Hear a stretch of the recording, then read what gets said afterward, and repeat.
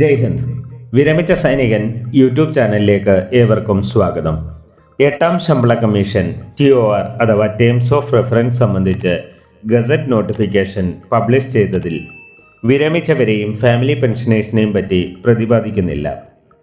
69 ലക്ഷം പെൻഷനേഴ്സിന് എട്ടാം ശമ്പള കമ്മീഷൻ ലഭിക്കില്ലേ?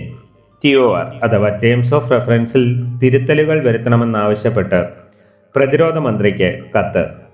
ഇതിൻ്റെ വിശദാംശങ്ങളാണ് ഈ വീഡിയോയിൽ. സ്ക്രീനിൽ കാണുന്നത് all India defence employees federation 4 November 2025 പ്രതിരോധ മന്ത്രിക്ക് അയച്ച ഒരു പ്രധാനപ്പെട്ട ലെറ്ററാണ്. ഇതിൻ്റെ ഹെഡിങ് ഇന്ത്യ ഗവൺമെൻറ് എട്ടാം ശമ്പള കമ്മീഷൻ സംബന്ധിച്ച് നൽകിയ TOR അഥവാ ടേംസ് ഓഫ് റെഫറൻസ് അഥവാ പരിഗണനാ വിഷയങ്ങളിൽ ഭേദഗതികൾ വരുത്തുന്നതും അതോടൊപ്പം പെൻഷൻകാരുടെയും കുടുംബ പെൻഷൻകാരുടെയും പെൻഷൻ പരിഷ്കരണം ഉൾപ്പെടുത്തുന്നതും സംബന്ധിച്ച്.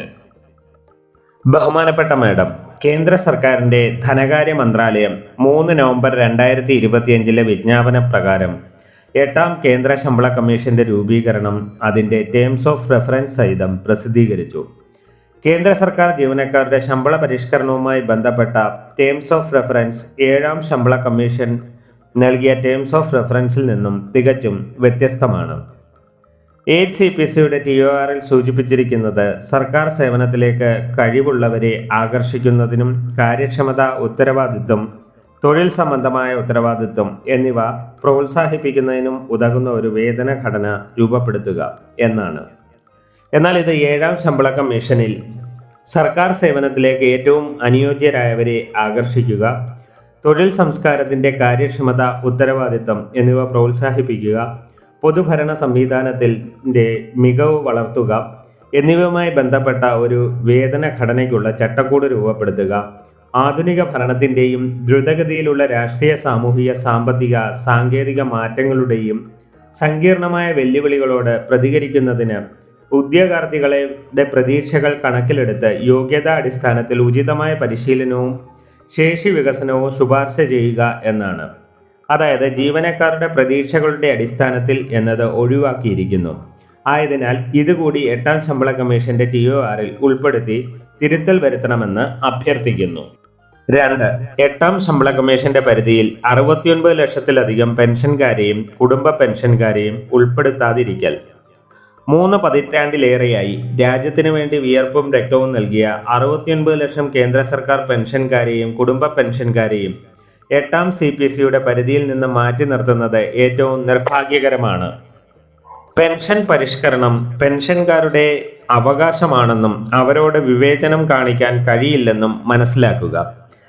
അവരിൽ ഭൂരിഭാഗവും ജീവിതത്തിൻ്റെ അവസാന ഘട്ടത്തിലാണ്.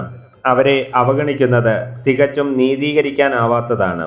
ഇക്കാര്യത്തിൽ 7 CPCയിൽ നൽകിയിരിക്കുന്ന TORലേക്ക് നിങ്ങളുടെ ശ്രദ്ധ ക്ഷണിക്കുന്നു.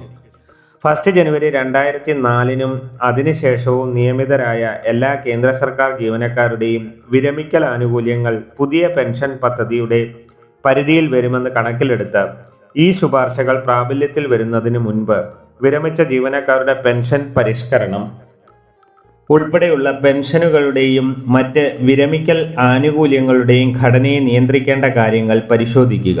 എന്നാൽ 8ാം CPCയുടെ TORൽ പെൻഷൻകാരെ സംബന്ധിച്ച് പ്രതിപാദിക്കുന്നതേയില്ല.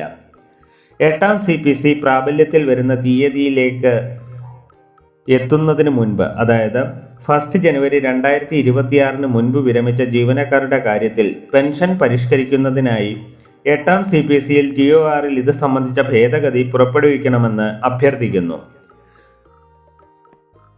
പാർലമെന്ററി സ്റ്റാൻഡിംഗ് കമ്മിറ്റി ശുപാർശ ചെയ്തതുപോലെ 11 വർഷത്തിന് ശേഷം കമ്മ്യൂട്ടഡ് എമൗണ്ട് പുനഃസ്ഥാപിക്കുന്നതിനും വിരമിക്കൽ തീയതി മുതൽ 5 വർഷത്തിലൊരിക്കൽ പെൻഷൻ 5% വർദ്ധിപ്പിക്കുന്നതും പരിഗണിക്കേണ്ടതാണ്. 8ാം ശമ്പള കമ്മീഷൻ പ്രാബല്യത്തിൽ വരുന്ന തീയതി സംബന്ധിച്ച് 7ാം CPCക്ക് നൽകിയിട്ടുള്ള TORൽ അതിൻ്റെ ശുപാർശ പ്രാബല്യത്തിൽ വരുന്ന തീയതി ശുപാർശ ചെയ്യുന്നതിനായി ഒരു പ്രത്യേക TOR ഉണ്ട്.